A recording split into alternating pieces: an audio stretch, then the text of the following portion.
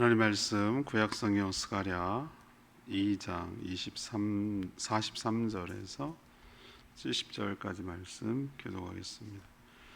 구약성경 712쪽입니다.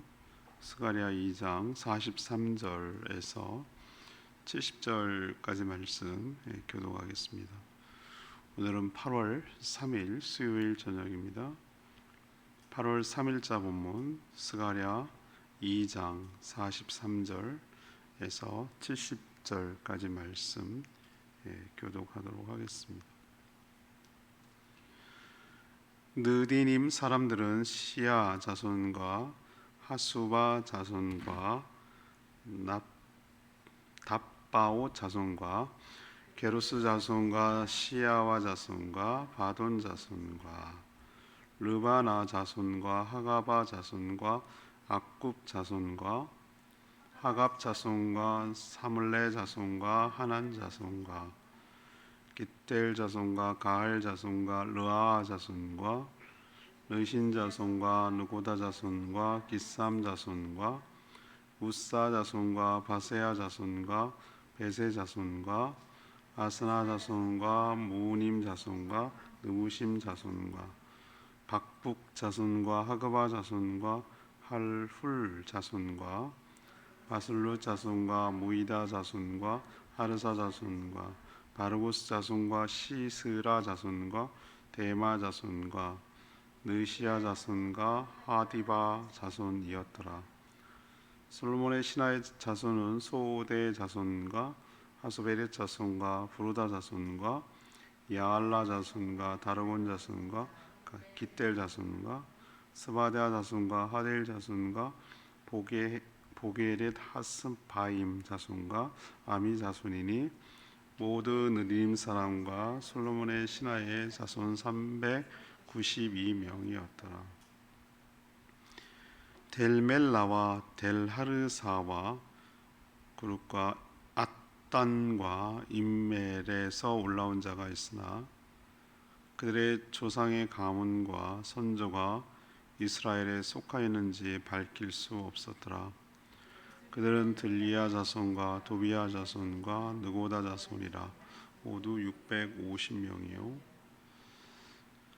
제사장 중에는 하바야 자손과 학고스 자손과 바르실레 자손이니 바르실레는 길르앗 사람 바르실레의 딸 중에 한 사람을 아내로 삼고 바르실레의 이름을 따른 자라.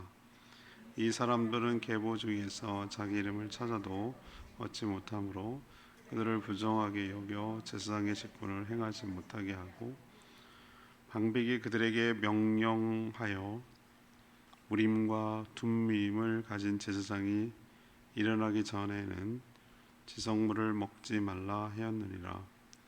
온 회중의 합계가 42,360명이요 그 외에 남성과 여종이 7,337명이요 노래하는 남녀가 200명이요 말이 736이요 노새가 245요 낙타가 435요 나귀가 6,720이었더라. 어떤 족장들이 예루살렘에 있는 여호와의 성전터에 이르러 하나님의 전을 그곳에서 다시 건축하려고 예물을 기쁘게 드리되 힘 잘하는 대로 공사하는 금고에 드리니 금이 6만 1,000 다리기요 은이 5천만에요 제사장의 옷이 100벌이었더라. 이에 제사장들과 레위 사람들과 백성 몇과 노래하는 자들과 문지기들과 느디님 사람들이 각자의 성읍에 살았고 이스라엘 무리도 각자의 성읍에 살았더라. 아멘. 어제에 이어서 이 포로 귀환하는 사람들을 쭉 지금 명단을 조사하고 있거든요. 이 포로 귀환한 사람 중에 느디님 사람들도 있었습니다. 이들은 성전에서 여러 허드렛 일을 했던 종이었으나 포로 귀환하는 것을 마다하지 않고 귀환해서 여전히 성전에서 섬겼다고 말합니다. 하지만 자기 조상이 누구인지 또 어떤 가문인지 밝힐 수 없거나 또는 계보 중에서 찾을 수 없는 자들도 있었습니다. 그런 사람은 제사장 직무에서 배제가 됐죠. 또 귀환한 자들은 공통적으로 성전 건축을 위해서 자기 형편에 맞춰 힘껏 드렸고 또 기쁘게 바쳤다라고 말하고 있습니다. 그래서 성전 건축을 위해서 많은 재물이 모였다고 오늘 표현하고 있습니다. 오늘 질문은 성전 건축에 헌신하는 모습은 어떠했습니까? 성전 건축에 헌신하는 모습은 어떠했습니까? 이것이 오늘 질문입니다. 먼저 43절에서 58절까지 헌신하는데 누구도 차별하지 않았음을 알 수 있습니다. 포로에서 귀환한 자들은 다양했습니다. 어제 묵상한 내용이 가문별, 그다음 지역별, 직분별 이렇게 나눴는데요. 오늘 따로 구분한 사람이 43절에 보니까 느디님 사람들도 동참을 했습니다. 이들을 왜 별도로 다뤘을까요? 이들의 출신 그리고 이들이 하는 일이 독특하고 특별했기 때문입니다. 이들은 이스라엘 사람이 아니었어요. 미디안 사람이었어요. 미디안이면은 가나안 부족 중에 하나지 않습니까? 그래서 미디안 사람들의 후손들인데 이 가나안 정복 과정에서 이스라엘에 항복한 거죠. 항복해서 살려주는 대신에 이스라엘 백성의 종이 되어서 레위 사람들을 도와서 성전에서 여러 허드렛 일을 했던 종들이라고 할 수가 있겠습니다.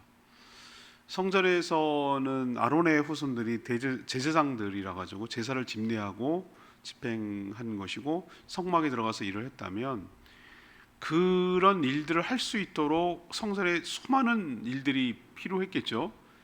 예를 들면 정리하고 물품을 관리하고 재물을 정리하고 이런 여러 가지 것들은 레위 사람들이 도하고 또 찬양 예배를 하기 위해서 찬양하는 거며 이런 걸 레위 사람들이 했어요. 근데 그거 외에도 정말 허드렛 일이 많아요. 예를 들면 이런 거 봅시다.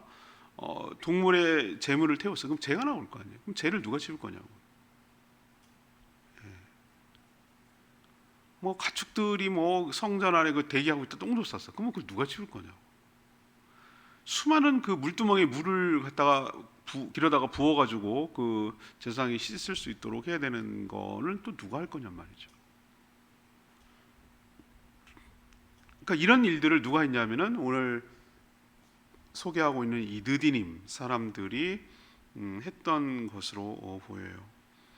또 오랜 세월이 흘렀지만 55절에 보니까 솔로몬의 신하의 자손들도 거기에 있었어요. 역시 이들도 종들 출신이라고 노예 출신이라고 볼 수 있습니다.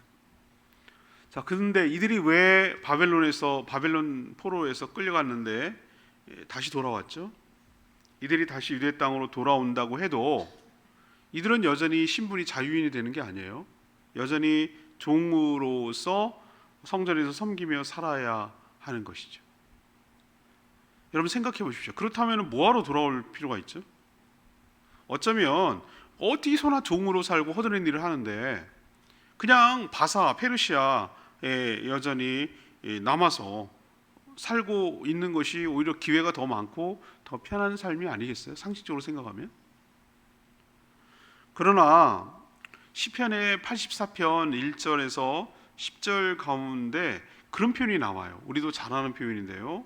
제가 이사신방이나 등록신방 할 때 이 본문을 많이 인용을 해서 말씀을 전하는데 악인의 장막의 고함보다 하나님의 집 문지기로 있는 것을 더 귀하게 여기기 때문에 그래서 이들이 다시 돌아와도 또 성전에서 허드렛 일을 해야 되지만 하나님의 일을 하는 것, 하나님을 섬기는 것이 아무리 하찮아도 그것이 귀하고 가치 있는 일이고 가치 있는 일이라는 것을 이들은 알고 있었던 거예요.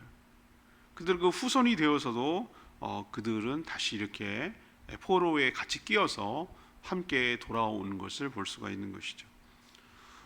주의 궁전에서 한 날이 다른 곳에서 첫날보다 낫다라고 생각한 이 믿음의 사람들이었기 때문에 이런 결단을 하고 유다 백성들과 함께 돌아올 수가 있었던 것이죠. 저는 하나님의 일을 하는데, 하나님께 헌신하는데 혈통과 신분은 중요하지 않다고 생각해요. 하나님을 사랑하며 하나님을 섬기려는 그 헌신의 마음이 훨씬 더 중요하다고 저는 생각합니다. 우리도 다 다르죠. 다 달라요. 빈부 귀천이 다 다르고, 또 생김도 다르고, 직업도 다르고, 뭐 하는 일도 다르고 다 달라요. 그렇지만 하나님께서 그 몸된 교회를 사랑하는 마음으로 하나님 나라를 위해서 뭔가 자기도 기여하며 섬기려는 그 마음만 있다면, 하나님의 전에 문지기가 더 낫다라는 그런 마음, 그런 겸손한 마음, 섬기려는 마음이 있는 사람이라면 누구든지 하나님은 마다하지 아니하시고 가리지 아니하시고 차별하지 아니하시고 그들의 헌신과 그들의 섬김을 기쁘게 받아 주실 줄로 믿습니다. 두 번째 우리에게 이야기하는 것은요, 59절에서 63절까지에 나오는 말씀이에요. 헌신하는데 구별할 필요가 생겨났음을 우리에게 보여주고 있어요. 59절, 60절 보면, 59절 특히 보면 포로에서 돌아온 다양한 사람들 중에 이런 사람도 있었어요. 델멜라, 델하르사 그룹, 그리고 아단 임멜에서 올라온 자들이 있었는데, 그들의 조상 가문과 선조가 누구인지, 또 이들이 이스라엘에 속한 백성인지 밝힐 수 없는 자들이라고 오늘 표현하고 있어요. 우리도 살다 보면 인생 이 가정사, 특히 개인사를 보면 다 공개적으로 밝힐 수 없는 나름대로의 다 사정이 있어요. 그런 게 있어요. 사람은 그런 사정을 안고 살아가는 것이죠. 하지만 이들은 그런 사정이 있음에도 불구하고 여러 가지 핸디캡일 수 있고 자기가 하면 이런 여러 가지 불리한 수 있는 조건임에도 불구하고 포로 귀환에 동참을 했고 또 귀환하는데 배제시키지 않았어요. 그래서 동참해서 함께 올 수 있었다는 것이죠. 그렇지만 오늘 특별히 유독 강조하는 게 있어요. 61절에 보면은 성전에서 제사를 드리는 일을 관여해야만 했던 제사장은 좀 얘기가 달랐어요. 좀 엄격했다 이 말이죠. 거기에 나오는 대표적인 61절 사람이 하바야, 학고스, 바르실레 이 자손들이었어요. 이런 케이스였어요. 왜 이 사람들이 족보를 이렇게 쭉 추적해도 이스라엘의 자손이라는 게 드러나지가 않는 거예요. 왜 그랬을까라고 생각하면 아마 결혼 과정에서 오늘 이게 암시가 주고 있는 말이 나오는데 이방인 길앗 사람, 길앗 지방이었거든. 길앗을 이스라엘이 전쟁을 해서 차지했거든요. 길앗 사람의 딸과 결혼했는데 이방 아내의 이름을 따온 것으로 보여요. 그러니까 이방의 이름이 들어가 있으니까 이스라엘 백성의 족보 계보에는 들어가 있지 않은 케이스란 말이죠. 이들이 계보에서 이름을 찾았는데 없어요. 이 계보가 얼마나 중요한지 몰라요. 우리도 보면은 계시록에 그런 표현 있잖아요. 생명책에 내 이름이 기록되어 있는가? 생명책에 내 이름이 기록되어 있는가? 생명책에 기록이 안 되어 있으면은 그건 구원에서 배제되는 것이에요. 그걸 어떻게 알 수 있죠? 거지와 부자 나사로를 보면 알아요. 부자가 이름이 없었을까요? 저는 이름이 있었을 거라고 생각해요.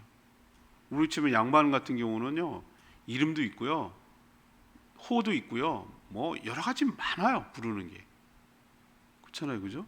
우리도 뭐 무슨 뭐 이렇게 부르잖아요. 뭐 추사 김정희, 뭐 그러면 추사체를 한 것이긴 하지만 뭐 호일 수도 있고 그의 별명 같은 거 뭐 있을 수도 있고 뭐 이런 여러 가지 부르는 명칭이 많아요. 이름이 없을 턱이 없어요. 오히려 이름이 없는 것이 거지가 없으면 없지. 그냥 뭐 개똥이 뭐 그냥 막 불렀죠. 그냥 아무 그냥 그 하찮게 취급했으니까. 근데 여러분 잘 기억해 보세요. 부자는 분명히 뭔가 이름이 있었을 거예요. 근데 지옥에 갔어요. 거지 나사로는 거지 같은 인생 살았어요. 한 번도 제대로 산 적이 없어요. 맨날 개처럼 핥고 주인에 떨어진 것이나 먹고 그 개 수준에서 레벨이 거의 동물 수준에서 살았어요. 근데 그는 아브라함 품에 안겼어요. 그 결정적 차이가 뭐라고 여러분 생각하겠어요? 이 땅에서 뭐라고 생각하세요? 이 땅에서 뭐 신분이 어떠니 뭐 얼마를 그게 중요한 게 아니에요. 뭐 기부했어요? 거지로 살았는데 평생 동안 뭐 선한 일을 했겠어요? 중요한 것은 내 이름이 생명책에 있느냐 없느냐의 차이예요. 거지로 살았지만 나사로는 이름이 있었어요. 그러니까 아브라함 품에 간 거예요. 부자로 평생 살았지만 그는 생명책이 없었어요. 그래서 지옥 형벌에 처해진 것이에요. 이렇게 생명책에 내 이름이 기록되어 있는 게 중요해요. 여기 보면은 다른 사람은 수용하고 받아주는데 심지어 종들까지도 노예 출신까지도 받아서 지금 일을 시키잖아요. 근데 제사장 얘기가 딱 들어가니까 달라요. 추적을 했는데 그 사람의 계보에 이름이 없어요. 없으니까 오늘 어떻게 조치하는 줄 아십니까? 지도자들 수르바벨하고 예수아가 어떻게 하냐면은 제사장 직분을 수행하는데 확실히 알 수 있을 때까지, 이 사람이 분명히 증거가 있을 때까지, 계보가 나타나고 분명히 신분이 분명해질 때까지 제사장 하는 일을 유보시켜요. 배제시킨다라기보다는 유보시켜요. 확실해지면 다시 참여시키겠지만 확실해지기 전까지는 뭐 하는 거예요? 배제시키는 거예요. 완전 제외시킨다는 개념이 아니라 유보시키는 것이에요. 왜 이렇게 엄격하죠? 이 부분에 있어서는 하나님을 섬기는 일은 아무나 할 수 없는 줄로 믿습니다. 구별됨이 있어야 되는 거예요. 구별은 차별이 아니에요. 그것은 하나님의 거룩한 일을 감당하기 때문에 아무나 함부로 할 수 없기 때문에 그런 것이에요. 우리도 정말 목회자의 질이 점점 떨어져서 정말 걱정이에요.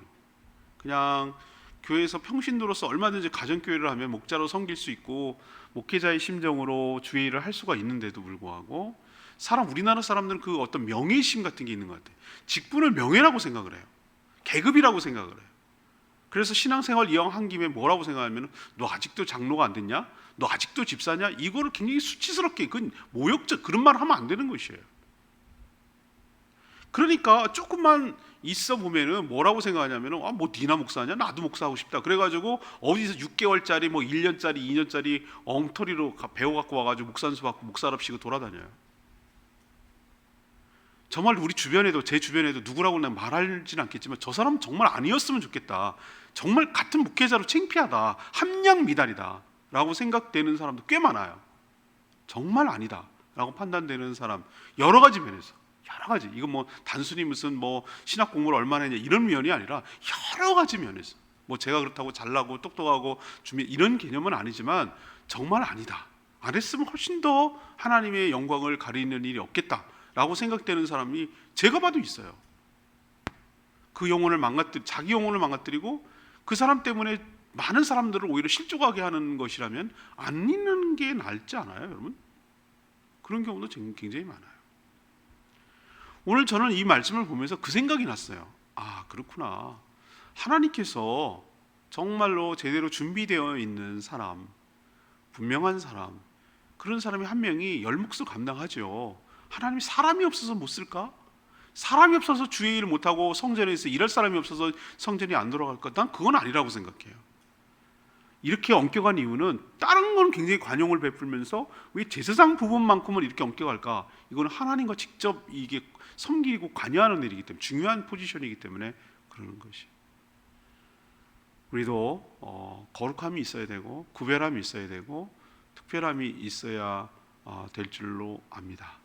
하나님은 그렇게 분명하게 요구하신다는 거 오늘 꼭 기억하시기를 바랍니다. 세 번째 얘기는요, 64절에서 70절까지 말씀인데요, 모두가 자기 힘껏 기쁘게 헌신하였음을 우리에게 보여주고 있습니다. 자, 1차 포로 귀환을 이제 정리하는, 카운트하는 단계죠. 전체가 몇 명이라고 오늘 표현했죠? 전체 다 온 사람, 1차 귀환한 사람을 보니까 42,360명이 1차에 돌아왔어요. 뭐 어떻게 보면 많고 어떻게 보면 적고, 4만 명이면 어떻게 보면 많은 인원이고 어떻게 보면 적은 인원이고 그런 인원이잖아요. 그 외에 종들이 7,337명, 또 찬양대가 200명. 이제 그 짐승 가축을 보면 말이 435마리, 노새가 245마리, 낙타가 435마리, 나귀가 6,720마리 이렇게 왔다 그랬어요. 그리고 이들이 예루살렘에 이르렀을 때 사실 포로 생활하는데 무슨 재산을 모을 수가 있겠어요.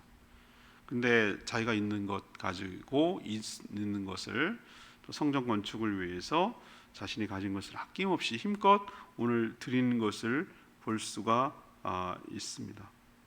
68절 보면은 하나님의 전 그곳에 다시 건축하려고 예물을 어떻게 했더라? 기쁘게 드렸다라고 표현하고 있어요. 기쁘게 드렸더라. 그러니까 마지못해 억지로 드린 것이 아니라 뭐 했다고요? 기쁨으로. 정말 다시 회복되는구나. 성전이 다시 세워지는 것을 너무 기대하는 마음으로 기쁘게 드린 것을 알 수 있어요. 특히 몇몇 그 족장들 68절에 보면은 족장들은 먼저 예물을 기쁘게 드려 본을 보인 것을 알 수 있어요.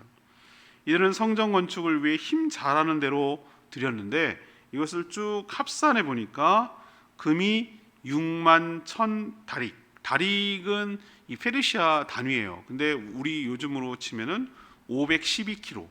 500kg면 어디예요? 1000kg가 1톤 아니에요? 금이 512kg면은 엄청 많은 거 아닙니까? 여러분 뭐 금 100g이라도 있어요? 100g도 없잖아요. 다 팔아먹었잖아요. 그때 금 모으기 해가지고. 네? 금이 근데 512kg. 이거 많지 않습니까? 포로 생활하는데 어떻게 다 모은 거지? 그러니까 다 금 모으기 한 거예요, 진짜 금 모으기 운동. 은이 5천만에, 만에도 역시 이게 단위인데요. 은은 훨씬 더 많아요. 2.85톤, 그러니까 2,850kg라는 걸 알 수 있죠. 2.85톤이니까, 그죠? 이거 은은 훨씬 더 많아요. 만에는 톤 개념인 것 같아요. 그리고 제사장 옷도 이것도 어떻게 이거를 다 보관하고 포로 70년이 넘었는데 50년이 넘었는 세월에 남아 있었는지 모르지만 100벌. 제사장 우리 귀하거든요. 그 세마포를 이렇게 만들어야 되는 그런 거여서 100벌이나 돼서 이걸 드린 거예요. 아마 제사장 그룹에서 이걸 드리지 않았나 싶기도 해요. 사실 아무것도 없는 곳에서 자리를 잡으려면 막대한 비용이 들잖아요. 우리도 교회 하나 개척해서 건축하기까지 얼마나 많은 비용이 들어갑니까? 얼마나 많은 희생이 따르냐고요. 여러분 그런 거 아시죠? 뭐 땅값도 좀 비싸지, 건축비도 많이 올랐지, 뭐 인테리어 비용, 뭐 기자재, 기물 어마어마합니다. 한번 해본 사람은 진 빠진다고 그래. 진 빠진다고. 땅값도 비싸, 건축하는데도 얼마나 막 진을 빼고. 저는 그거만 끝날 줄 알았더니 안에 들어가는 거 여러분 뭐 요즘 뭐 또 다 눈늘은 있어가지고 얼마나 고급지게 합니까? 의자도 뭐 옛날 장의자 안 나요 이제는. 다 뭐 이렇게 놓지. 음향 시설 이게 나는 어마어마 비싸지. 영상하는 거 비싸지. 뭐 이게 보통 돈이 들어가는 게 아니야. 그때도 아마 그랬던 것 같아요. 이 건축 하나 하는 게 얼마나 밑바닥에서 하려니 얼마나 힘들겠어. 그런데 이들은 가장 먼저 한 게 뭐부터 있죠? 성전 건축부터 했어요. 필그림, 그러니까 필그림이 아니고 그 누구지? 청교도, 퓨리탄들도 영국에서 왔을 때 제일 먼저 한 게 뭐예요? 교회부터 지었어. 그대로 그 정신이 이런 데서 남아 있는 것 같아요. 왜 그거부터 했을까요? 자기들이 왜 포로에서 귀환했는지 그 귀환한 목적, 그 이유가 그것이었기 때문에 그래요. 성전이 회복되어야 뭐가 회복되죠? 제사가, 곧 예배가 회복되고, 이 제사가 회복되어야 하나님과의 관계가 회복되고, 하나님 관계가 회복되어야 하나님의 축복을 받아 누릴 수 있다는 것을 그들은 알고 있었어요. 그래서 그 성전을 짓는 것부터 먼저 힘쓰고 기꺼이 기쁘게 이렇게 헌신하며 내어드린 것이죠. 우리도 하나님 몸된 교회를 세워가는데, 하나님 나라를 확장하는데 기꺼이 자신을 내어드리며 헌신하며 살아가는 저희 모두가 되기를 원합니다. 오늘 레위기 말씀 68절 말씀이에요. 어떤 족장들이 예루살렘에는 여호와의 성전터에 이르러 하나님의 전을 그곳에 다시 건축하려고 예물을 기쁘게 드리되라고 표현하고 있습니다. 사도 바울은 헌금의 원칙을 다음과 같이 밝히고 있어요. 이게 고린도후서 9장 7절인데요. 각각 그 마음에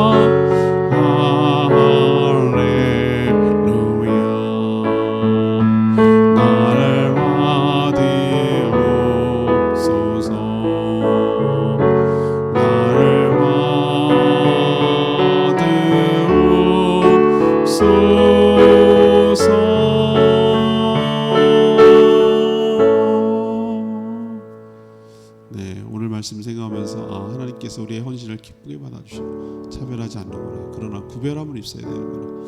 우리의 헌신을 기쁘게 받아주신 주님, 저희들의 헌신을 기쁘게 받아주시고 몸된 교회를 잘 세워가는 저희들 되게 해달라고 주여 외치며 기도합니다.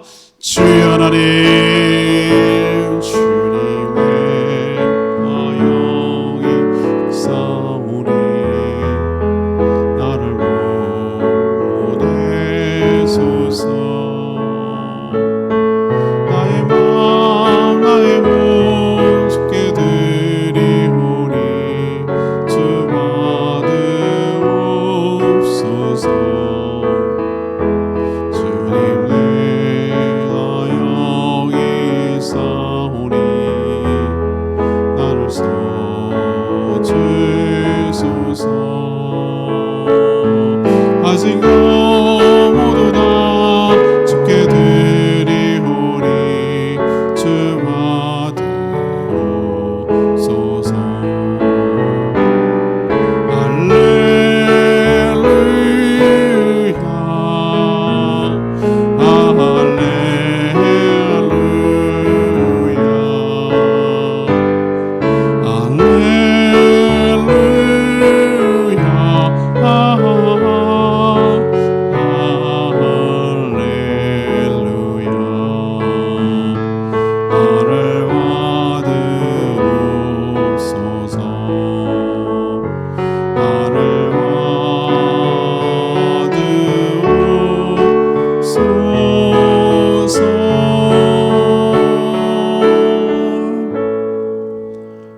하나님 나라를 위해 헌신하는데 그 누구도 차별하지 않음을 믿습니다.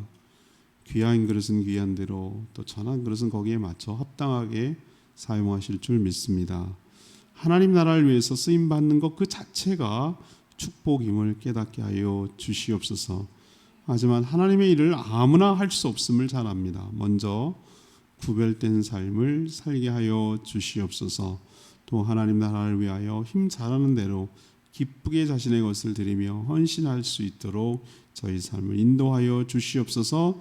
하나님의 교회, 하나님의 예배가 회복될 때, 하나님 관계가 회복되고 하나님 관계가 회복될 때 한량없는 축복이 우리 가운데 있음을 깨달아 무엇을 먼저 시작하고 무엇부터 회복되어야 되는지를 온전히 깨닫는 저희들 되게 하여 주시옵소서. 간구하는 기도 모두 들어응답하여 주시길 원하며 예수 그리스도의 이름으로 축복하며 기도합니다. 아멘.